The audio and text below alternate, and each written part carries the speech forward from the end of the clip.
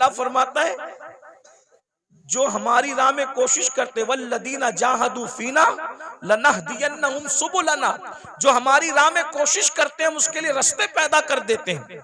और सैयदना इमाम जाफर सादिक अला जद्दी वाले सलाम फरमाते हैं अल्लाह तक पहुंचने के इतने ज्यादा रास्ते हैं, जमीन पर जितने बिखरे हुए जर्रात है उससे ज्यादा अल्लाह तक पहुंचने के रास्ते मौजूद हैं। बेशक बेशक, जिंदाबाद। कोशिश करो अल्लाह तक पहुंचने की, कोई मुश्किल नहीं है, बल्कि अल्लाह तक पहुंचना बहुत आसान है। विलायत का निसाब बहुत आसान है। बेशक तो बेशक। हातिम असम के बारे में अल्लामा जामी लिखते हैं, हातिम असम, असम अरबी जबान में बहरे को कहते हैं, बहरा। इन्होंने अपना लकब क्या रखा था? हातिम बहरा। कोई बहरा भी हो उसको बहरा बोलो तो बुरा लगता है कि नहीं लगता? जी जी जी। लेकिन हजरत हातिम बहरे नहीं थे, अपने आप को बहरा कहलवाते थे। वजह, एक बूढ़ी औरत, बुढ़ी हातिम असम से मसला पूछने आई। उनको उस वक्त तक असम नहीं कहते थे, हातिम कहते थे। तो हजरत हातिम के पास मसला पूछने आई। उसके पेट में कुछ गड़बड़ थी, तकलीफ थी। तो अब तकलीफ की वजह से उसके पेट की जो है वो गैस खारिज हो रही थी। तो उसने सोचा कि इतने बड़े बुजुर्ग हैं, यहाँ ऐसा हो जाए तो अच्छी बात नहीं। इत्तेफाक से उसने बहुत रोकने की कोशिश की, मगर बुढ़ापे में इंसान के आज़ा कमजोर हो जाते हैं। बहुत रोकने की कोशिश की मगर रोक नहीं पाई, और हजरत हातिम असम के सामने उसकी गैस खारिज हो गई। गैस खारिज हो गई तो हवा भी यानी कि आवाज भी निकली। तो वो शर्मा गई, वो बूढ़ी औरत, इतने बड़े बुजुर्ग के सामने ये क्या हो गया हादसा।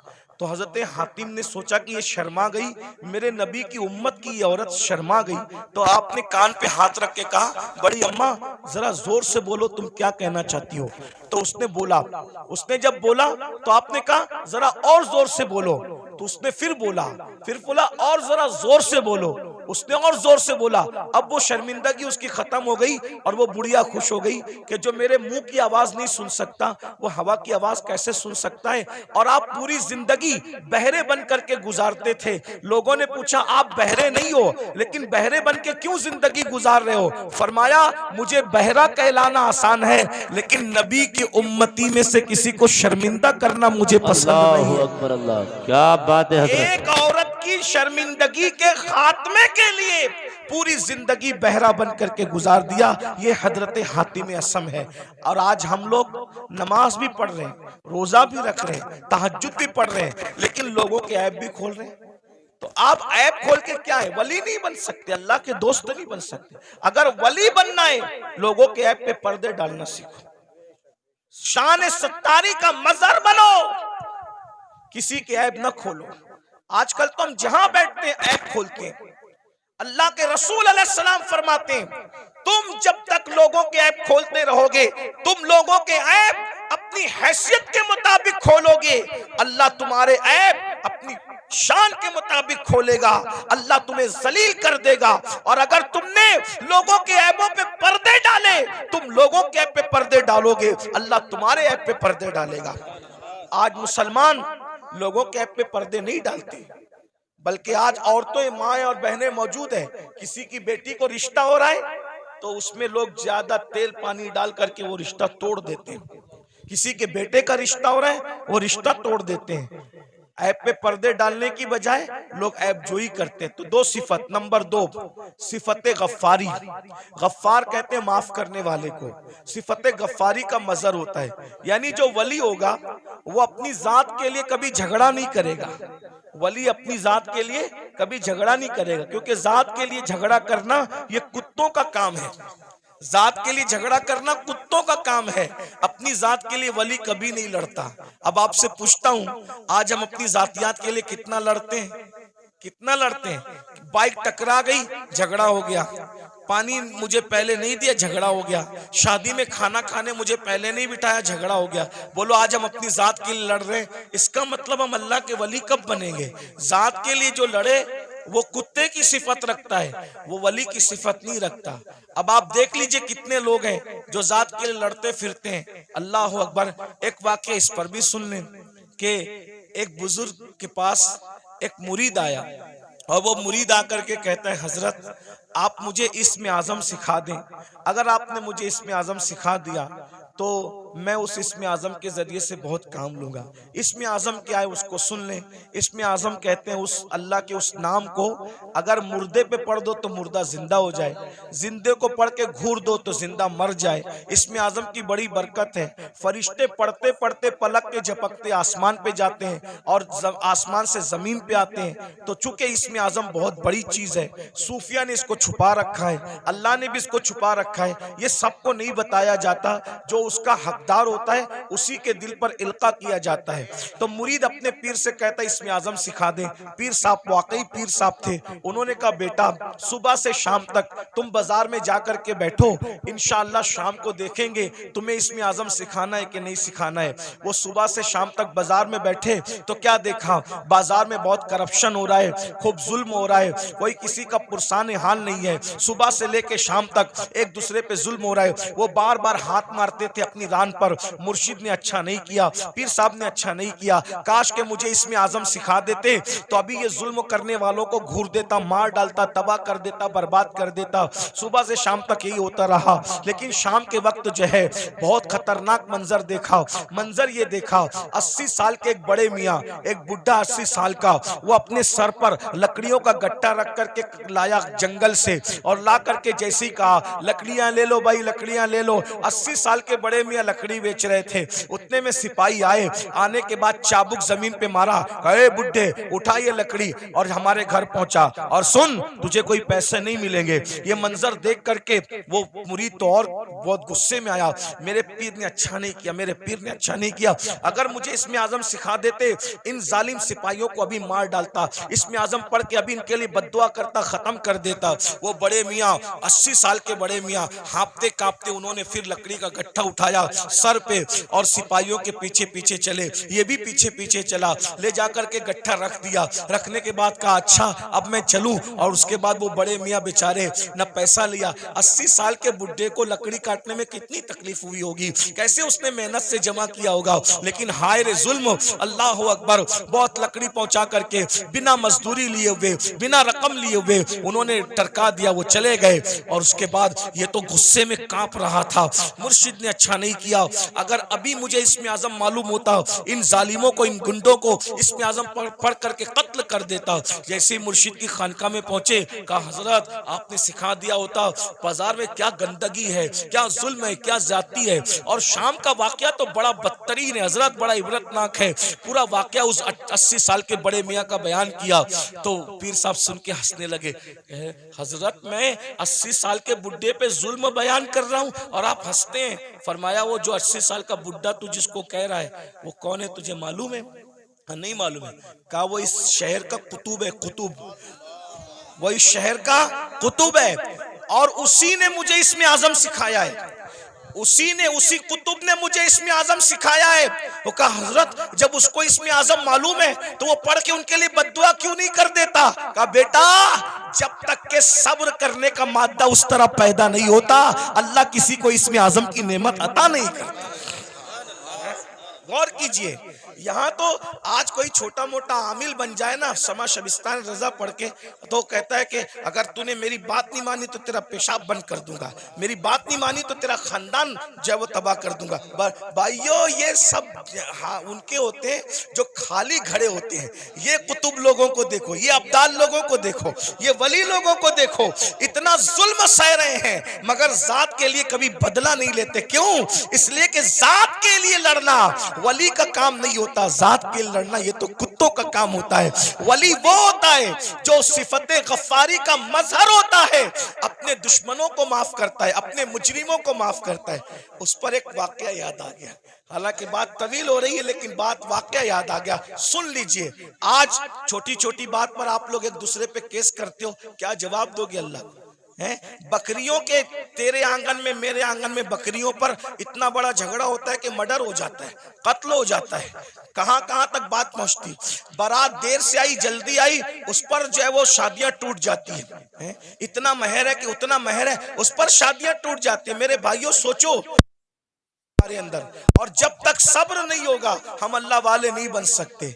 एक दिन क्या हुआ, इमाम हुसैन के कातिलों में से कातिल मदीने मुनव्वरा आया, मदीने तैयबा आया। और जब मदीना तैयबा आया तो लोगों ने सोचा कि कातिल इमाम हुसैन, कातिलों में से कातिल मदीने मुनव्वर आया, तो सारे मदीने वालों ने इमाम हुसैन की मोहब्बत में अपने दरवाजे बंद कर दिए। सबने दरवाजे बंद कर दिए, सबके दरवाजे बंद हो गए। इमाम ज़ैनुल आबिदीन का दरवाजा हमेशा बंद रहता था, किसी से मिलते नहीं थे। लेकिन जब उनको किसी ने इत्तला दी, हजरत हजरत करबला में का एक शख्स जो आपके बाबा का कातिल है वो मदीने मुनव्वर आया, और सबने अपना दरवाजा बंद कर दिया। इमाम ने अपना दरवाजा खोल दिया, कहा उसको बुला कर लाओ। वो आया, इमाम ने दस्तरखान बिछाया, उसको खाना खिलाया, पानी पिलाया, उसने खाया भी पिया भी, और खाने और पीने के बाद कहा, ऐ अली, इमाम ज़ैनुल आबिदीन का असली नाम अली है, कहा ऐ अली, शायद तुमने मुझे पहचाना नहीं, या शायद तुम मुझे भूल गए। आपने फरमाया कैसे नहीं पहचाना? अरे ये मदीने वाले क्या करबला में थे? कहा नहीं थे। कहा जो करबला में नहीं थे उन्होंने तुझे पहचान लिया, मैं तो करबला में मौजूद था ना, मैं तुझे कैसे नहीं पहचानूंगा? वो तू ही जालिम है ना, तेरे कहने पे मेरे बाबा के जिस्म पे घोड़े दौड़ाए गए थे, मेरे नन्हे से भाई के हलक पर तीर चलाया गया था, मेरी फूफियां, मेरी अम्मियां, मेरी बहनों के दुपट्टे छीने गए थे, तू ही वो जालिम है ना। अल्लाह अकबर। जब उसने ये सुना लरस गया, हाँ मैं वो हूँ। आपने पहचाना कहाँ? पहचानने के बाद भी ये सुलूक किया? तो इमाम ज़ैनुल आबिदीन ने फरमाया जो तूने किया वो तेरे खून की तासीर थी, जो मैंने किया ये मेरे घर की रिवायत है। हम आले मोहम्मद दुश्मनों के साथ ऐसे ही सुलूक करते हैं। अगर करबला वालों से मोहब्बत है, बताओ बाप के दुश्मन के साथ, बाप के कातिल के साथ इमाम ज़ैनुल आबिदीन ने क्या सुलूक किया, और हम अपने समधियों के साथ क्या सुलूक करते हैं, अपने भाइयों के साथ क्या सुलूक करते हैं, अपने पड़ोसियों के साथ क्या सुलूक करते हैं, अपने रिश्तेदारों के साथ क्या सुलूक करते हैं। भाई एक मुंह किसी को अच्छा नहीं कहते, जबकि अल्लाह के रसूल अलैहिस्सलाम ने फरमाया मुसलमान वो है जिसके हाथ से और उसकी जबान से दूसरे मुसलमान महफूज रहे। आज ना हमारे हाथ से कोई महफूज है, ना हमारी जबान से कोई महफूज है। जब भी जबान खोलते हो तो ऐसे तीर चलाते हो, नश्तर लगाते हो लोगों के दिल पर। याद रखना तलवारों के जख्म तो भर जाते हैं, जबान के जख्म भरा नहीं करते। कैसा कलमा पड़ा है? नबी तो वो मुसलमान बनाने आए थे कि जिसके हाथ से, जिसकी जबान से दूसरे मुसलमान महफूज रहे। ना आज हमारे हाथ से कोई महफूज है, ना हमारी जबान से कोई महफूज है। तो बताओ नबी वाले मुसलमान हो या अपनी तबीयत वाले मुसलमान हो? बीवी को मां बहन की गाली देकर के उसका दिल दुखाते हो। रसूलुल्लाह तो फरमा रहे मुसलमान वो है जिसकी जबान से किसी को तकलीफ नहीं पहुंचती, जो अपनी शरीक हयात है, जो अपनी लाइफ की पार्टनर को मां बहन की गाली दे, वो मुसलमान कैसा होगा? रसूलुल्लाह फरमा रहे मुसलमान वो है जिसके हाथ और जबान से दूसरा मुसलमान महफूज रहे। जो अपने माँ बाप का दिल दुखाए वो कैसा मुसलमान है? जो अपने पड़ोसी को तंग कर दे वो कैसा मुसलमान है? बस बात इतनी है। तकरीरें बहुत सुन रहे हो भाई, मुकर्रिर लोग भी माशाल्लाह ऐसे हो गए अल्हम्दुलिल्लाह के एक ढूंढो हजार मिलते, और तकरीर सुनने वाले भी हजारों हैं, लेकिन कोई सुधरने तैयार नहीं। और ये भी कयामत की निशानी में से एक निशानी है। अल्लाह के रसूल अलैहिस्सलाम ने फरमाया लोग दीन सुनने जमा होंगे, दीन पर अमल करने जमा नहीं होंगे। सुनिए, गौर से सुनिए, तवज्जो है। लोग दीन सुनने जमा होंगे, लोग दीन सुनने जमा होंगे, दीन पर अमल करने जमा नहीं होंगे। देख लीजिए,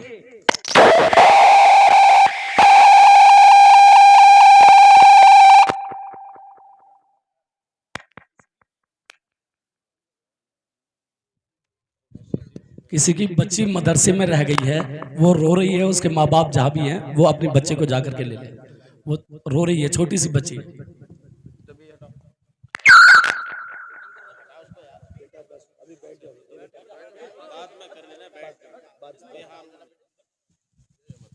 लोग दीन सुनने जमा होंगे, दीन पर अमल करने जमा नहीं होंगे। मैं कोई गुस्से में नहीं, लेकिन आपको एक बात कहता हूं, जरा गौर करना, जरा ध्यान देना।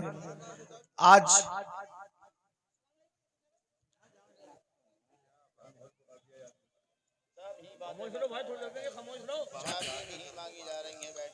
दुरूद शरीफ पढ़ने आप लोग। सल्लल्लाहु अलैहि वसल्लम सलात व सलाम अलैका या रसूल अल्लाह सल्लल्लाहु अलैहि वसल्लम। लोग दीन सुनने जमा होंगे, क़यामत की निशानियों में से एक निशानी है दीन पर अमल करने जमा नहीं होंगे।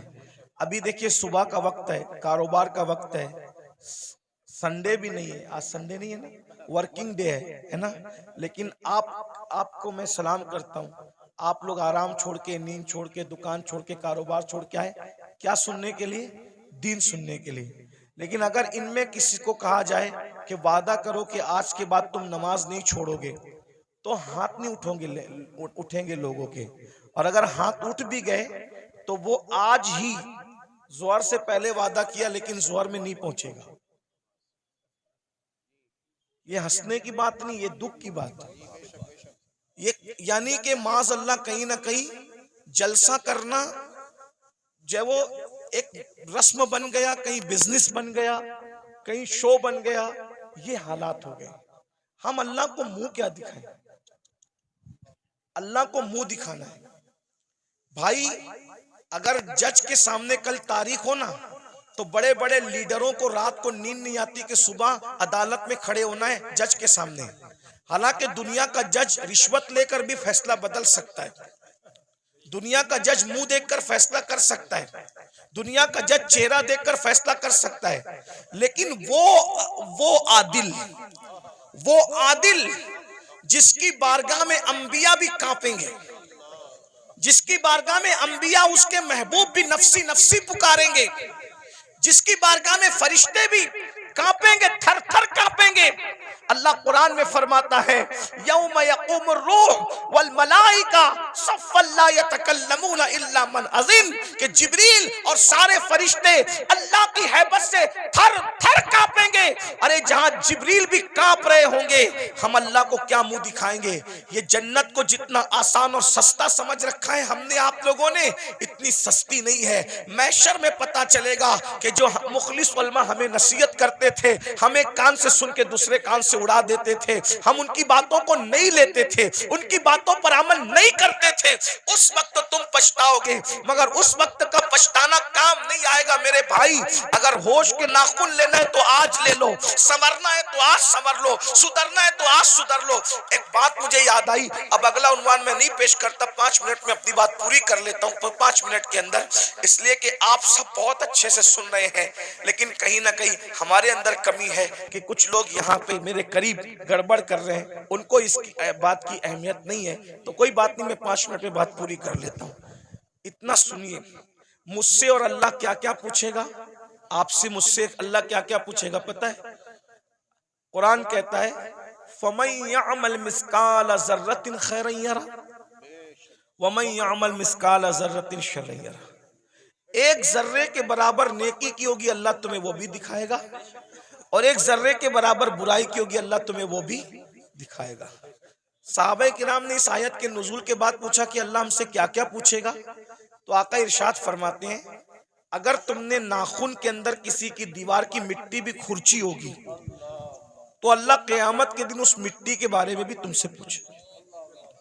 अगर तुमने पिस्सू को, पिस्सू समझते, पिस्सू बहुत छोटा सा बारीक कीड़ा होता है, नजर भी नहीं आता, लेकिन चमड़ी पे बैठता है, काटता है तो आदमी झुंझला जाता है।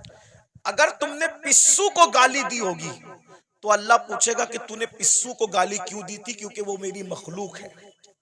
अगर तुमने खटमल को गाली दी थी तो अल्लाह तुमसे खटमल को गाली देने के बारे में भी पूछेगा।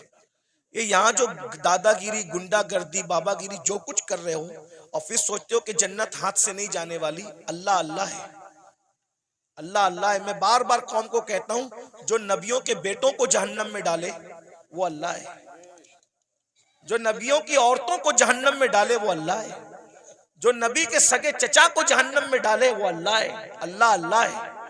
इतना बेपरवाह मत हो जाइए, इतना बेपरवाह मत हो जाइए, इतना बेपरवाह मत हो जाइए। नबी का सगा चचा इब्राहिम खलीलुल्लाह जैसे नबी का सगा चचा आजर बिच्छू की शक्ल में जहन्नम में डाला जाएगा। बताओ बताओ मेरे भाइयों, किस धुन में हो, किस मस्ती में हो, किस गफलत में हो। नूह अलैहिस्सलाम की एक बीवी जहन्नम में डाली जाएगी। नूह की बीवी, उलुल आज़्म पैगंबर की बीवी जहन्नम में डाली जाएगी। ये बहनें क्या समझ रही है कि कलमा पढ़ के जन्नत शरीफ मिल जाएगी? कुरान कहता है, क्या तुम ये तसव्वुर करते हो कि तुमने कहा कलमा पढ़ा और तुम्हें आजमाया नहीं जाएगा? तुम्हें आजमाया जाएगा और रोज आजमाया जा रहा है। फजर की सर्दी में तू अपनी जान से प्यार करके सोता पड़ा है, या अल्लाह की मोहब्बत में ठंडे पानी से वुजू करके तू मुसल्ले पे खड़ा है, आजमाया जा रहा है। आज अपनी जान की मोहब्बत में सर्दी में नरम नरम बिस्तर पर सोने वालों, जहन्नम में जलने के लिए तैयार हो जाओ। क्या समझते हैं? जो लोग आपको ये कहते हैं ना, काश के कोई बुरा ना माने, और अगर किसी को दीन हक की बात सुनने में बुरा लग जाए तो लगता रहे। बहुत कुछ सोचकर बना हूं मौजे दरिया का हरीफ, वरना मैं भी जानता था आफियत साहिल में है। एक कड़वी कसेली बात सुनने के लिए हिम्मत इसीलिए जुटाता हूं कि पूरी दुनिया मुझे गाली दे, लेकिन सिर्फ मेरा अल्लाह और मेरा रसूल मुझसे खुश हो जाए, बस। जो पिया को भाई अख्तर वो सुहाना राग है, जिससे ना खुश है पिया वो रागनी अच्छी नहीं। जो आपको जलसों में कहते हैं ना, इनका चेहरा देखो और जन्नत में जाओ, इनका चेहरा देखो जन्नत में जाओ, अमीनुल कादरी का चेहरा देखो जन्नत में जाओ, ये शैतान ने इनकी फिक्र को अगवा कर लिया है। वो तुम्हें जहर दे रहे हैं, जहर। कोरोना का वायरस इतना खतरनाक नहीं है, बदअमली और बदअकीदगी के बाद भी जन्नत का टिकट बांटने का वायरस इतना खतरनाक है। कोरोना किसी को होगा तो वो अकेला मरेगा। ये गंदगी जो आएगी ना, कि बेअमली के बाद भी, जिना के बाद भी, बदकारी के बाद भी, हरामकारी के बाद भी, सिर्फ सलीम मियाँ को देखो जन्नत में जाओ, अमीनुल कादरी को देखो जन्नत में जाओ, और मुफ्ती साहब को देखो जन्नत में जाओ। मेरे भाई, जिनको देख देख करके जन्नत बांट रहे हो, क्या तुम्हारे पास कोई गारंटी है कि ये लोग भी जन्नत में जाएंगे? हैं? बताओ ना, खिलवाड़ न करो। ये कौम बहुत भोली है, ये हमारी बातों पर यकीन करती है, लेकिन मेरी कौम के नाज़िमों, मेरी कौम के वाइजों, उलमा नहीं करते। जो वाकई आलिम रब्बानी वो ये काम नहीं करता। उसको पड़ी नहीं एक प्रोग्राम की, कोई बुलाए तो बुलाए, कोई नहीं बुलाए तो बुलाए। जिन्होंने धंधे पानी शुरू कर रखे हैं वो तुम्हारी चापलूसियां करते हैं, और तुम भी नारे लगाते हो इनको देखो जन्नत में जाओ, और फिर उसके बाद आप सिर्फ जब देख करके जन्नत मिलेगी, कोई बेवकूफ है फजर पढ़ने के लिए उठेगा? कोई बेवकूफ है जो चेहरे पे दाढ़ी रखेगा? कोई बेवकूफ है जो मुसल्ले पे रोएगा? अरे तुमने किसको देखा? सलीम मियां का नाम इसलिए ले रहा हूं कि ये मेरा भाई है, बुरा नहीं मानेगा मेरा भाई, मैं जानता हूं, अब मेरा हक है। आपने सलीम मियां को देखा ना, आपने अमीनुल कादरी को देखा, आपने मुफ्ती साहब को देखा ना। आओ मैं उसकी बात करूं जिसने सलीम मियां को नहीं, सलीम मियां के जद्दे करीम को देखा। किसको? किसको? खुदा को देखने वाली जो आंखें हैं वो मुस्तफा जाने रहमत की आंखें हैं। सैयदना फारूक आजम ने रसूलुल्लाह को देखा, बार बार देखा, हर बार देखा, जंग में देखा, अम्न में देखा।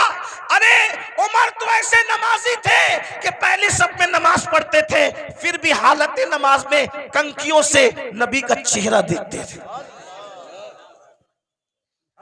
ऐसा नबी को देखने वाला, ऐसा नबी को देखने वाला। लेकिन जब उसी उमर इब्ने खत्ताब का आखिरी वक्त आया, उसी उमर इब्ने खत्ताब का, कौन उमर जिसका जिक्र तौरात में है, जिसका जिक्र इंजील में है, जिसका जिक्र कुरान में है, जिसके मशवरे की ताईद में कुरान की 22 आयतें नाजिल हुई है। मेरे भाइयों, 22 आयतें। ये जो वत्तखिज़ु मिन मकाम इब्राहीम मुसल्ला किसकी आयत, किसकी ताईद में आई? फारूक आजम की ताईद।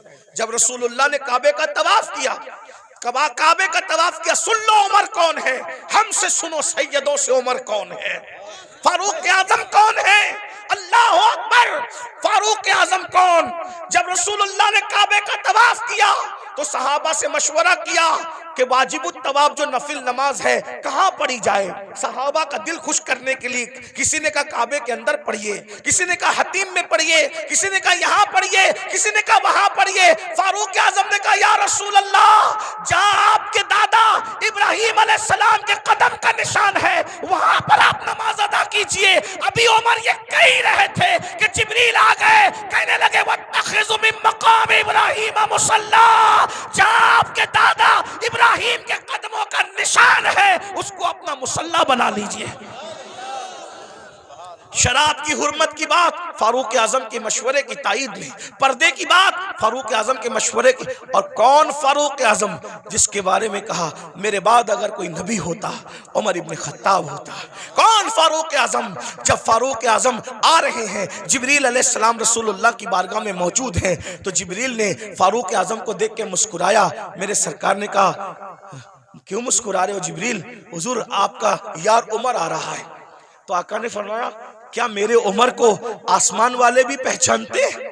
मेरे उमर को आसमान वाले भी पहचानते? तो जिब्रील अलैहिस्सलाम कहते हुजूर जमीन वालों से ज्यादा उमर को आसमान वाले पहचानते। वो सरकार ने कहा जरा मेरे उमर की शान बयान कर दो जिब्रील। तो जिब्रील ने एक जुमले में शान बयान की। कहते हैं या रसूल अल्लाह, अगर मैं हजरत नूह की उम्र के बराबर यानी 1000 साल की उम्र लेकर के आऊं और उम्र की फजीलत बयान करता रहूं तो 1000 साल खत्म हो जाएंगे मगर उम्र की फजीलत खत्म नहीं हो सकती। इतनी बड़ी हस्ती है ना। रसूलुल्लाह को देखा, रसूलुल्लाह को देखा। अब सुन लो उनका जिंदगी का आखिरी वक्त। फारूक आजम शहीद है, फारूक आजम शहीद है। अल्लाह अकबर। और किस हालत में शहीद है? हालत नमाज में। आखिरी वक्त आ गया, चारपाई पर फारूक आजम लेटे, पूरा जिस्म खून से लहू लहान है। फारूक आजम लहू लहान है पूरा जिस्म। फारूक आजम अपने बेटों से कहते हैं मेरे बेटों, मेरे बच्चों, तुमने मेरी फर्मा बरदारी की, मैंने जो कहा तुमने मेरी बात मानी, अल्लाह ने मुझे फर्मा बरदार औलाद अता की, आज मेरी फर्मा बरदारी करोगे आखिरी वक्त में? लोगों बच्चों ने कहा जी हुजूर जरूर करेंगे। फरमाया एक काम करो, मुझे चारपाई से उठा के जमीन पे डाल दो। देखो ये फारूक आजम के आखिरी लम्हात है, ये उनकी आजिज़ी है, ये उनकी इनकिसारी है, ये उनका इखलास है। जन्नत का कहाँ ख्वाब देख रहे हो भाइयों? ना वुजू आता है ना गुस्ल आता है। 2 रकअत नमाज जुमा पढ़कर ऐसे भागते हो जैसे स्कूल की छुट्टी होने पे स्कूल के बच्चे भागते हैं। भाइयों जरा सोचो ना, जरा गौर करो ना, जरा गौर तो कीजिए, अपने आप पे रहम कर लीजिए। हम में से कोई अल्लाह के अजाब को बर्दाश्त करने की ताकत नहीं रखता, हम में से कोई जहन्नम का सामना करने की ताकत नहीं रखता। मत आप धोखा दीजिए अपने आप को, मत फरेब कीजिए अपने आप से, अपनी आखिरत को तबाह मत कीजिए। वो मुसलमान बनिए जैसे हुजूर मुसलमान बनाने आए थे। सैयदना फारूक आजम फरमाते हैं मुझे चारपाई से उठाकर जमीन पे डाल दो। जब जमीन पे डाल दिया गया तो फारूक आजम खाक पर अपने चेहरा रगड़ने लगे और रोकर कहते अल्लाह उमर की बख्शिश कर दे। उमर की जिसको रसूलुल्लाह ने जन्नत की बशारत दी उसकी जिंदगी का एंड ये है। उमर की, ये उनका खौफ खुदा है, ये उनकी आजिज़ी है, ये उनकी इनकिसारी है। अल्लाह उमर की बख्शिश कर दे, मगफिरत कर दे। रो रहे हैं, मैं उमर क्या जवाब दूंगा तेरी बारगाह में, उमर क्या हिसाब देगा तेरी बारगाह में। इधर का चेहरा रगड़ते, इधर का गाल रगड़ते हैं और अल्लाह की बारगाह में कहते हैं मुझे माफ कर दे, मेरे बुढ़ापे पे रहम कर दे। किसी ने कहा अमीरुल मोमिनीन आप तो वो है ना, आप वो हैं कि आपने इतना फतुहात, इतने फतुहात किए, ये काम किया दीन का, ये काम किया दीन का, ये काम किया दीन का। सर उठा के कहते हैं ओ मनकबत पढ़ने वाले खामोश, ये मनकबत पढ़ने का टाइम नहीं। क्या कहा? ये मनकबत पढ़ने का टाइम नहीं है। और हम तो माइक पर अपनी फजीलत सुन के खुश होते हैं, जबकि वो सही भी नहीं होती, झूठ झूठ होती है, झूठ झूठ होती है। अस्तगफिरुल्लाह। बहुत सारे नाजिम लोग 25,000 20,000 सिर्फ झूठ बोलने का लेते हैं। उस कौम को बर्बादी से कौन रोक सकता है जो कौम झूठ बोलने के लिए 25,000 रुपया देती है? आना सलीम मियाँ की करामत गढ़ के बयान करना 25,000 लोग, अमीनुल कादरी की करामत बयान करना 25,000 लोग, मुफ्ती साहब के बारे में बताना, इन जैसा तो आलिम रब्बानी जो है वो 200 साल में हुआ ही नहीं है, ये सब कहना। अरे सुनने वालों, तारीफ सुनने वालों, अल्लामा शरफुद्दीन यहिया मनीरी कहते हैं दुनिया में जितना बड़ा दावा करेगा कयामत के दिन उतनी बड़ी दलील अल्लाह को पेश करनी पड़ेगी। बताओ मेरे भाइयों कहाँ हो? जलसों का मिजाज बदल दिया तुम लोगों ने, सब चौपट करके रख दिया। दीन जलसों में नहीं होगा तो कहां होगा। फारूक आजम की जो मनकबत पढ़ी जा रही थी वो कोई नाजिम नहीं पढ़ रहा था, वो सच्ची मनकबत थी। अरे जिसकी मनकबत कुरान पढ़े उससे बड़ा वली कौन हो सकता है। अल्लाह अकबर। लेकिन फारूक आजम ने रोक दिया, फरमाया ओ मनकबत पढ़ने वाले, ये मनकबत पढ़ने का टाइम, चुप रहे, खामोश रहे, और मैं जो कर रहा हूं मुझे करने दे। और फिर सर उठाकर लोगों से कहा, लोगों तुम मेरी मनकबतें पढ़ते हो, सुनो। उमर तो बस इतनी तमन्ना रखता है अल्लाह की बारगाह में, अल्लाह ना मुझे कोई सवाब दे, जुमले सुनो फारूक, अल्लाह ना मुझे कोई सवाब दे, ना कोई मर्तबा दे, ना कोई मकाम दे, और ना मुझे अजाब दे, ना जहन्नम में डाले, वो मुझे बराबर सराबर ऐसे ही छोड़ दे, तो उमर समझेगा कि उमर कामयाब हो गया। ये फारूक आजम की आजिज़ी है। और हम कहाँ है, किधर है? भाइयों तौबा करो, रमजान शरीफ करीब आ रहा है, इरादा करो एक भी रोजा नहीं छोड़ूंगा, सारे रोजे रखूंगा। इरादा करो तरावी नहीं छोड़ूंगा, पूरी तरावी जमात के साथ पढ़ूंगा, नमाज पाबंदी से पढ़ूंगा। अभी से तौबा करो, माहौल बनाओ, जहन बनाओ। और अगर आप दीन के करीब नहीं आए भाई, ऐसे ही आप आवारा गर्दी करते रहे, हराम लुक्मा खाते रहे, गुनाह करते रहे, फिल्में देखते रहे, किसी का कुछ नहीं बिगड़ेगा। आप अपनी आखिरत को बर्बाद करोगे, तबाह करोगे।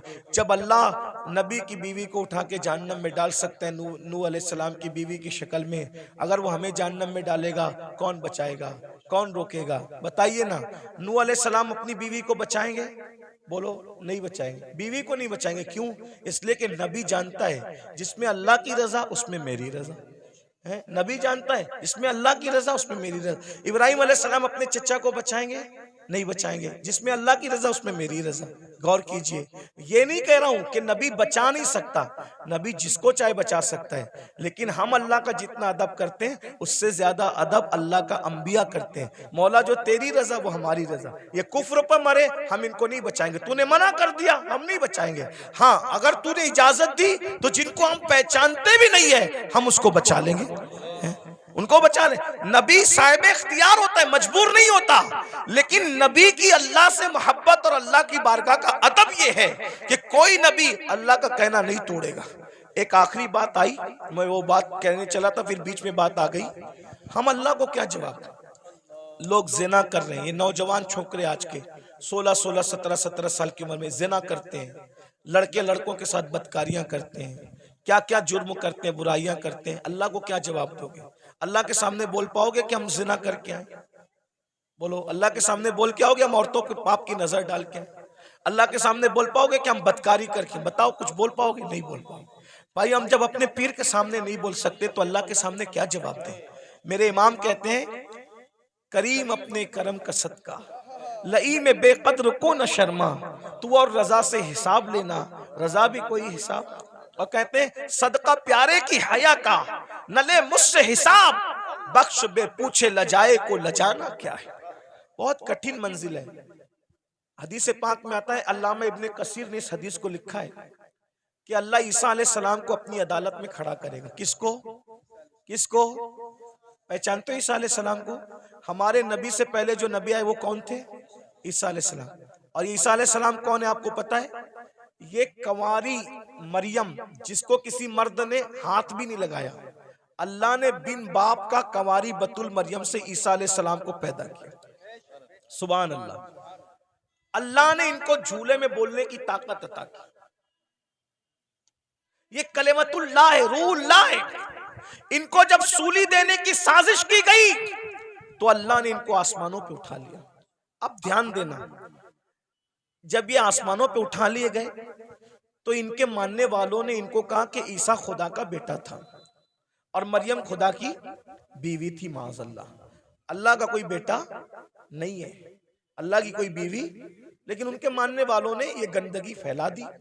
तो अल्लाह उन मानने वालों ने जो गंदगी फैलाई ना, उस गंदगी के खात्मे के लिए, यानी अल्लाह हजरत ईसा से हिसाब लेने के लिए नहीं, तवज्जो, अल्लाह जानता है कि ईसा पाक है, मासूम है, उन्होंने कोई कसूर नहीं किया, लेकिन मैदान महशर में ईसाइयों को, क्रिश्चियन को रुस्वा करने के लिए, ईसाइयों को रुस्वा करने के लिए अल्लाह हजरत ईसा को अपनी अदालत में खड़ा करेगा और अपनी अदालत में खड़ा करके अल्लाह पूछेगा कि ऐ ईसा, क्या तुमने इन ईसाइयों को, अपने मानने वालों को यह कहा था कि तुम अल्लाह के बेटे और तुम्हारी मां अल्लाह की बीवी है? तुमने ये बात कही थी? एक अल्लाह कौन सा सवाल करेगा? एक। हालांकि वो खुद बयान कर चुका कुरान में कि ईसा ने ऐसी कोई बात अलैहिस्सलाम नहीं कही, बयान हो गया सब। लेकिन वहां ईसाइयों को रुस्वा करने के लिए और शान ईसा को बताने के लिए कि ईसा अलैहिस्सलाम का दामन इस गंदगी से पाक है, अल्लाह पूछेगा तुमने ये बात कही थी ईसा? एक सवाल, अल्लाह सिर्फ एक सवाल करेगा ईसा जैसे पैगंबर से, उस मासूम से। तो मेरे आका की हदीस है, इसी एक सवाल पर ईसा अल्लाह से इतना डर जाएंगे कि उनके हर बाल से खून की फुहार निकलेगी। हर बाल से खून की फुहार। अल्लाह ने मुझसे सवाल कर लिया, मैं जवाब क्या दूं? अब बताएं, जब मासूम से अल्लाह सवाल करे तो उनके बाल से खून की फुहार निकलेगी। पूरी जिंदगी हमने नमाज नहीं पढ़ी, अल्लाह पूछेगा तूने नमाज क्यों नहीं पढ़ी थी? क्या जवाब होगा? क्या जवाब? रात के 3-3 बजे तक गंदी फिल्में देखते थे, क्या जवाब होगा? दोस्ती लड़कों से इसलिए करते थे कि उनके साथ बदकारी करें, कौमे लूत का अमल करें।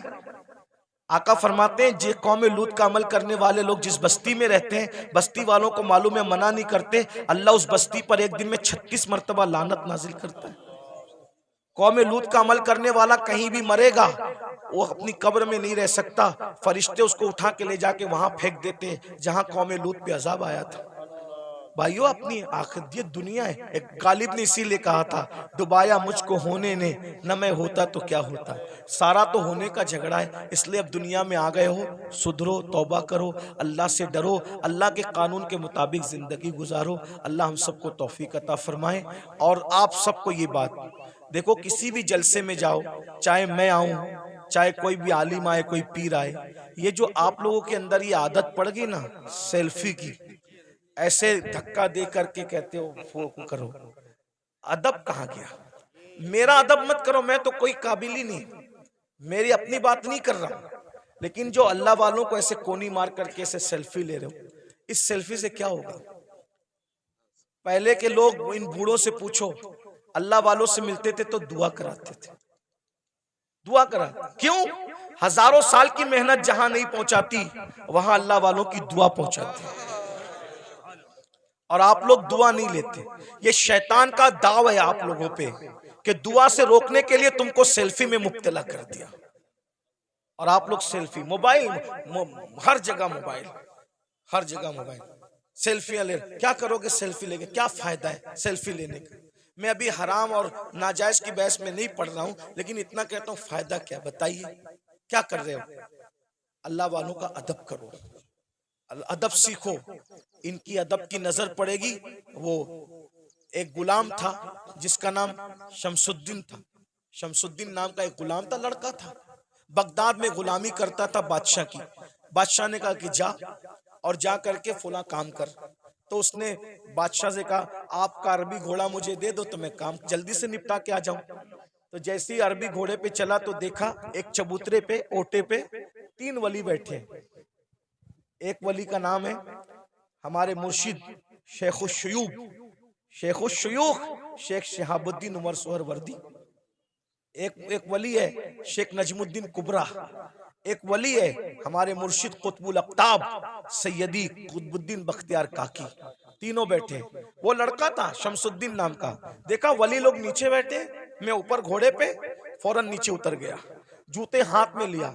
जितनी देर तक वो वली लोग नजर आए, घोड़े पे नहीं बैठा, उनके अदब में झुक के सलाम किया, आगे बढ़ा। सरकार कुतुबुद्दीन बख्तियार काकी की जबान से दुआ निकल गई, वो देखो दिल्ली का बादशाह जा रहा है। क्या कहा? वो देखो दिल्ली का बादशाह जा रहा है। किसी ने लुकमा दिया, हजरत वो दिल्ली का बादशाह नहीं, वो मैं पहचानता हूं, वो लड़का है शमसुद्दीन बादशाह का गुलाम है। कहा जो हमारा अदब करे और वो हमारी जबान से निकल जाए दुआ, फिर अल्लाह उसको रद्द करे, ऐसा नहीं होता। हमने कह दिया दिल्ली का बादशाह, तो जब तक ये मरेगा नहीं तब तक दिल्ली का बादशाह बनेगा नहीं है। उस वक्त तक मौत नहीं आएगी जब तक दिल्ली का। और दुनिया ने देखा ख्वाजा कुतुब की जबान से दुआ निकली, अल्लाह ने कैसे पूरी किया। वो गुलाम से आजाद हुआ और दिल्ली का बादशाह बना। उसी बादशाह को दुनिया सैयदी शमसुद्दीन अल्तमश के नाम से जानती है। दुआ लो, दुआ लो। ये जो हंगामा का माहौल रहता है, इधर धक्का दे उधर धक्का दे, ऐसा मत करो। हमें कोई बुरा नहीं लगता, हम आपस में डिस्कस करते हैं, तुम लोग जो करते हो मोहब्बत में करते हो, लेकिन हमारी मोहब्बत में आप मजमे को धक्का देते हो। जहाँ 40 मोमिन जमा होते हैं, उसमें एक अल्लाह का वली होता है। मुझ गुनेगार से मिलने के लिए आप किसी वली को धक्का दे दोगे तो अल्लाह तुमसे भी नाराज हो जाएगा और मुझसे भी नाराज हो सकता है। इसलिए भाई, अगर हजर अस्वद चूमने की बात हो तो धक्का दे के हजर अस्वद नहीं चूम सकते, तो धक्का दे के किसी से मुसाफा कैसे कर सकते हैं? ये सब आपको सीखना होगा। डिसिप्लिन। कल रात भी ऐसा हुआ और होता ही रहता है। ऐसा लगता है जैसे झगड़ा हो रहा है, ऐसा लगता है जैसे झगड़ा हो रहा है। अब ये क्लिपें चलेगी, आप तो मोहब्बत में मिलने तड़प रहे हो, लेकिन अगर कोई हुकूमत को ये पहुंचा दे कि देखो ये जलसों में ये लोग झगड़ा करते हैं, तो क्या ये क्लिपें आपके जलसों के बंद करने का सबब नहीं बन सकती हैं? बोलेंगे तुम लोग तो झगड़ा, आप झगड़ा नहीं कर रहे हो, लेकिन भाई जो वो मुखालिफिन को तो एक बहाना चाहिए ना कुछ भी काम हुकूमत से करवाने का। तो आप यही महफिल नहीं जिसमें मैं हूं, वही नहीं, कोई महफिल हो, आप डिसिप्लिन का मुजाहरा करें। आपको देखकर ऐसा लगे यार ये लोग इतने डिसिप्लिन वाले हैं, तो इनके आका के जो सहाबा होंगे उनके पास कैसा डिसिप्लिन होगा, वलियों के पास। अभी सैयद सलीम मियां साहब मुझे कह रहे थे नाश्ते पर कि यार दुबई में कैसी महफिल थी, सब सन्नाटे में सुन रहे थे। तो मैंने कहा भाई आपको सीखना होगा। देखो अपने को आज तक जो हुआ मामलात मेंटेन करने होंगे, माहौल बनाना होगा। और मैं आप मुंतजिमिन से कहता हूं, स्टेज पे सिर्फ उलमा को बिठाया करो। ये जो स्टेज का मेयार आपने खराब किया ना मुंतजिमिन ने, फला सेठ भी बैठ रहा है, फला सेठ लोगों को कुर्सी दो नीचे, समझे? हर जगह सेठों के बिठाने की नहीं होती। जिसका जो हमारे दादा मुर्शिद हुजूर मुफ्ती आजमीन के दौर में कभी कोई दाढ़ी मुंडा कोई सेठ इस स्टेज पे बैठ नहीं सकता। स्टेज पे सिर्फ उलमा बैठते थे। एक शायर साहब दाढ़ी मुंडे स्टेज पे आ गए, सरकार मुफ्ती आजम ने उनको कहा जब तुम रसूलुल्लाह की शरीयत का एहतराम नहीं कर सकते तो तुम्हें मिंबर रसूल पे बिठाया नहीं जा सकता। यानी वो लोग अच्छा बुरे का कोई वो कि किसी को अच्छा लगे तो लगे, जिसको बुरा लगे तो शरीयत एक नंबर पर है, अल्लाह की रजा एक नंबर पर है। वो ऐसे लोग थे। लेकिन आज हम लोग क्या है, कोई चंदा दे रहा है ज्यादा तो हमने दिन का कानून तोड़ दिया उसके लिए। ये सब अच्छी बात नहीं करो, ये सब इससे नुकसान होगा। फिर कोई भी स्टेज पे चढ़ के आता है, ये स्टेज की बात नहीं कर रहा हूँ मैं, जनरल बात कर रहा हूँ। आप इनसे बदजन मत होना, इस जलसे वालों से, जनरल बात कर रहा हूँ। तो ये सब मत करो। जिसका जहां मकाम है, उलमा जहां बैठते हैं उलमा बैठे, सेठ लोग मुखैर लोग जहां बैठते हैं उनको कुर्सी दे के बिठा दो, सियासी लीडर आना है उनको कुर्सी दे के बिठा दो, सबको इज्जत दो। मैं ये नहीं कह रहा हूं किसी को जलील करो, सब हुजूर का जो उम्मत है वो इज्जत के काबिल है, लेकिन जो कुर्सी पे बैठे उसको कुर्सी दे दो, अच्छे से बिठा दो। स्टेज पे सिर्फ उलमा रहे, मुतशर्रा रहे। और जो मेरे स्टेज पे बैठे हुए लोग हैं उनसे भी कहता हूँ आप लोग भी फोटो वोटो न खींचिए। देखो हमारे बुजुर्गों ने फरमाया कि अगर आलिम दीन अगर जो है वो सुन्नत तर्क करेगा तो पब्लिक फर्ज पढ़ना छोड़ देगी, समझे? आलिम अगर चलते चलते रास्ते से टोपी उतारेगा तो पब्लिक, हाँ वो नहीं कहना चाहता था, सही कहा जी, सही कहा, यही कहा हुजूर मुफ्ती आजम ने, यही कहा। लेकिन कुछ चीजें माइक पे कहने की नहीं होती। आप अल्लाह आपको जज़ाए खैर दे, मेरा काम आसान कर दिया। यानी तुम टोपी उतार के सर नंगा करोगे, लोग अपना पूरा वजूद बगैर कपड़े का कर लेंगे, इसका ख्याल करें। तो ये मेरे भाई भी कुछ जो नौजवान हमारे जूनियर उलमा है ना, मैं उनसे माफी मांगते हुए कहता हूँ ये लोग भी सेल्फी लेने लगते हैं। आप लोग तो आपको देख के नीचे वाले भी लेंगे, है ना? तो मैं आपको ये नहीं कह रहा हूं कि मैं कोई फतवा देने आया, कोई साहिब फतवा आदमी नहीं हूं, लेकिन कम से कम महफिल के तकद्दुस का ख्याल करो। और हम जो करेंगे हमारी कौम भी वो करेगी। अब मैं देखना चाहता हूं कि आज से इस महफिल में कितना बदलाव आता है। अगर बदलाव आया तो समझ लूंगा कि मुझे दोबारा आना चाहिए इस तरफ, और अगर नहीं बदलाव आया तो समझ लूंगा कि गला सुखा कर कोई फायदा नहीं है ना? तो अभी हमें समझ में आ जाएगा। अब आगे का प्रोग्राम आप सुने। क्या प्रोग्राम है आगे? अच्छा ये